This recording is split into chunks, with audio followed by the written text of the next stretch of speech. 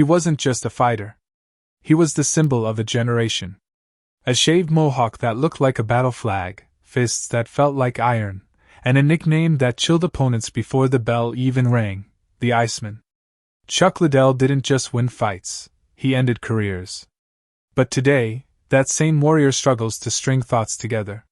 His words come slow, his sentences stumble, and his mind seems caught in loops. After years of devastating knockouts, brutal losses, and a comeback that never should have happened, something has clearly changed. This is the story of how Chuck Liddell went from untouchable legend to a cautionary tale of brain damage, memory loss, and the cost of violence.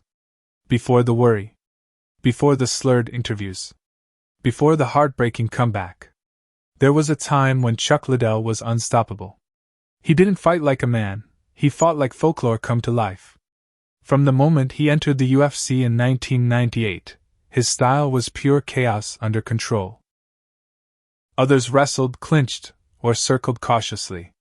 Chuck stood tall, planted his feet, and threw punches designed to destroy. His sprawl was iron, his chin unshakable, and his right hand could end a fight in seconds. By the early 2000s, Chuck had carved through legends: Vitor Belfort, Alistair Overeem, Kevin Randleman, Renato Sobral. Each walk to the cage was greeted like the arrival of an executioner. But it wasn't just results that made him a star, it was the look. Tribal tattoos stretched across his shoulders. His shorts hung low, no excess, no gimmicks, just violence. He looked like a street fighter pulled straight out of a video game, and the UFC rode his image into the mainstream. Dana White knew exactly what he had.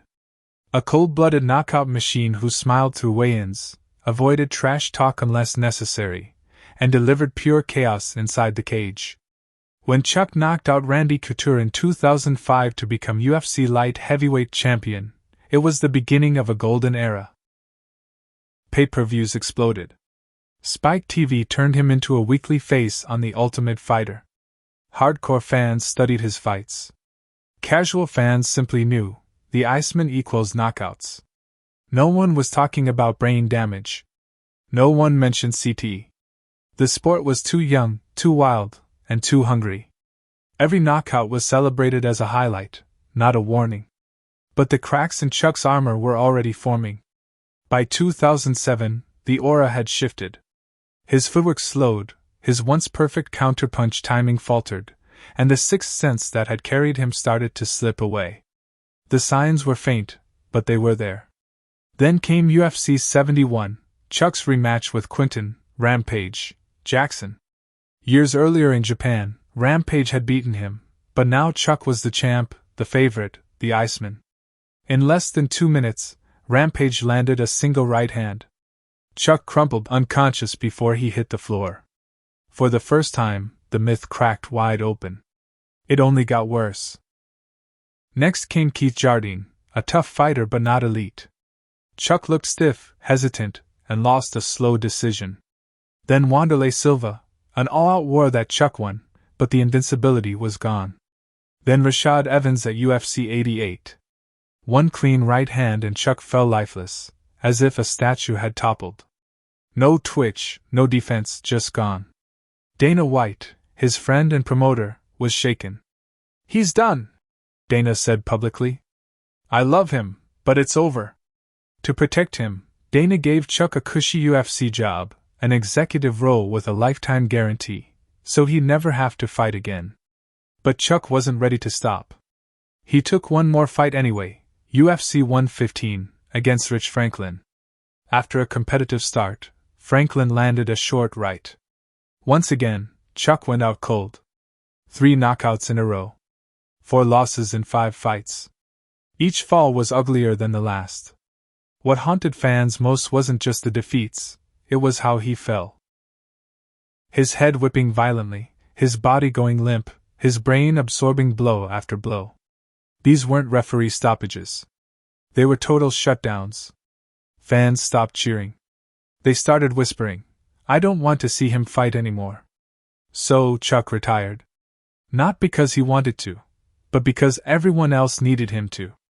Dana, the fans, the doctors, they begged him to stop. He nodded, smiled, and took the executive role. For a while, he wore suits, attended press events, and played the part of a retired legend. But warriors don't find peace easily. In 2016, the UFC was sold. The new owners cleaned house. Chuck's job for life disappeared overnight. The paycheck, the purpose, the connection, gone. And with that, the old itch came back. Chuck began talking about a comeback. He was nearly 50. Hadn't fought in almost a decade. His last 3 outings ended with him unconscious. Still, he insisted. I feel great. I can still do this. Tito Ortiz agreed. Oscar de la Hoya's Golden Boy MMA promoted it. Dana White, furious, blasted the decision. Chuck Liddell has no business fighting. The fact California sanctioned this is disgusting. But California cleared him. Chuck passed all his medicals. When training clips surfaced, dread spread across the MMA world. Chuck moved slowly. His punches lagged. His balance was off. Even fans who once screamed for his knockouts now pleaded. Please don't do this. His longtime coach, John Hackleman, refused to train him, saying, I love him too much to watch this. Still, Chuck pushed forward, brushing off concerns with awkward jokes. But even in pressers, his speech sounded slurred, his thoughts wandered. The signs were there, too obvious to ignore. November 24, 2018. Chuck Liddell vs. Tito Ortiz 3. A fight that should have never happened. From the opening bell, Chuck was slow, stiff, and vulnerable. Tito fought cautiously, but eventually instincts took over. A clean right hand sent Chuck crashing face first to the canvas. Out cold again. This time, there was no roar from the crowd, only gasps. Commentators paused too long. Even Tito, finally victorious, barely celebrated. It felt less like revenge and more like a tragedy. The backlash was immediate. Headlines called it a disgrace, an embarrassment, elder abuse. Dana White condemned the entire event, saying, Anyone who let Chuck fight isn't his friend. Fans agreed. Twitter erupted with sadness and regret. I grew up watching Chuck, that was painful to see. Others wrote, He could die in there.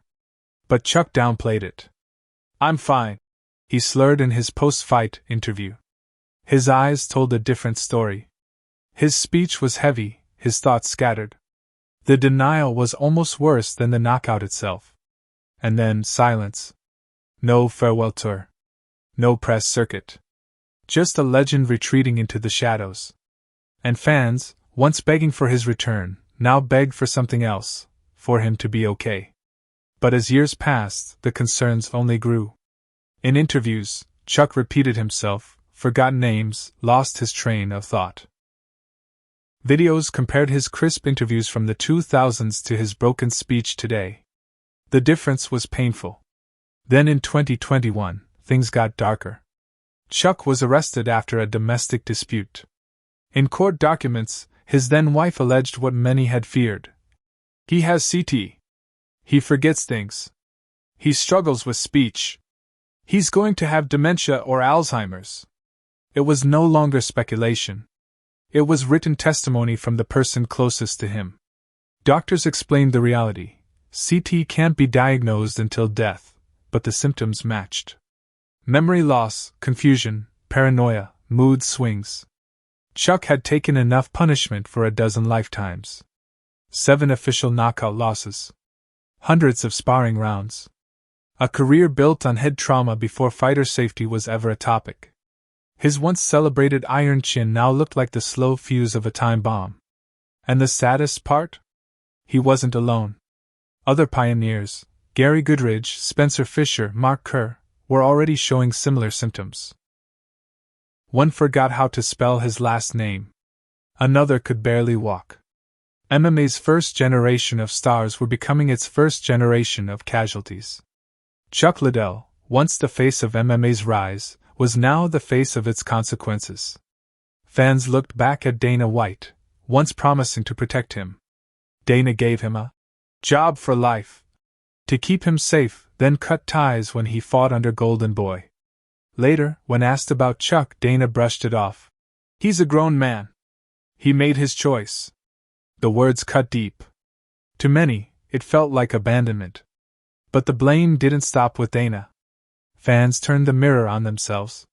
For years, every time Chuck ate a clean punch and kept coming, we called it heart. We clipped the highlights. We cheered the wars. We begged him to fight again. Now those same moments feel different, haunting instead of heroic. One Reddit thread summed it up. We failed Chuck. We loved him when he gave us violence. Now he's paying for it.